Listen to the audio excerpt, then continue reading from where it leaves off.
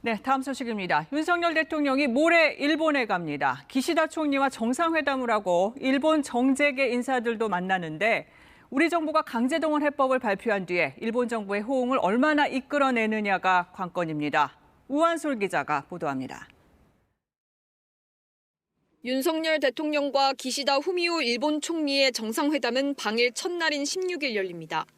대통령실은 12년간 중단됐던 셔틀 외교의 재개로 한일 관계 개선의 중요한 이정표라고 밝혔습니다.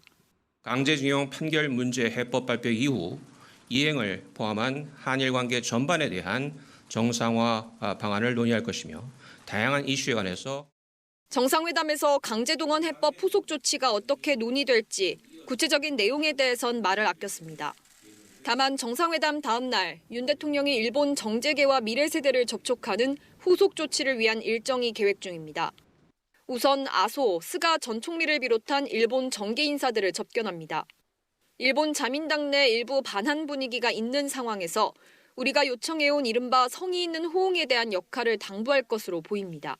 윤 대통령이 미래지향적 한일 관계 구축을 위해 적극적인 역할을 당부할 수 있는 좋은 기회가 될 것입니다. 한일 주요 경제단체와 만나서는 경제협력 강화와 함께 일본 피고기업이 참여하는 미래기금 조성 합의를 대통령실은 기대하고 있습니다.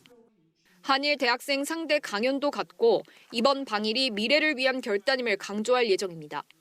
야당은 연일 강제동원 해법에 대한 비판을 이어가며 한일 회담 의제로 군사정보 협력 유예와 원전 오염수 방류 철회 등 4가지를 관철시키라고 요구했습니다. 윤 대통령의 이번 방일 일정에선 후속 조치를 위한 메시지를 읽을 수 있습니다. 짧은 기간 폭넓은 만남에서 성의 있는 호응을 설득할 수 있을지 이번 정상회담의 숙제가 될 것으로 보입니다.